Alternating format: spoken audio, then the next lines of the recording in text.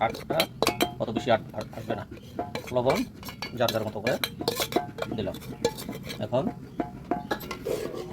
গরম হলে, কিছুক্ষণ গরম হলে তারপরে কলার মোচাগুলো দেওয়া হবে।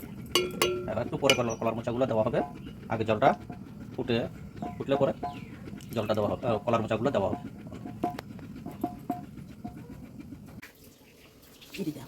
এখন দেখুন জলটা গরম হয়েছে এবং শীতল মরিচ পেঁয়াজের একটা সুগন্ধ বের হচ্ছে। এখন কলার মোচাগুলো দিয়ে দেন।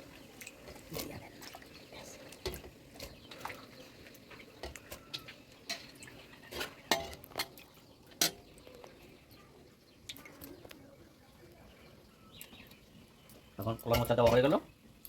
এখন চামচ দিয়ে লেড়ে ঢাকনি দিয়ে দেন। 10 মিনিট পরে ঢাকনিটা খুলবে।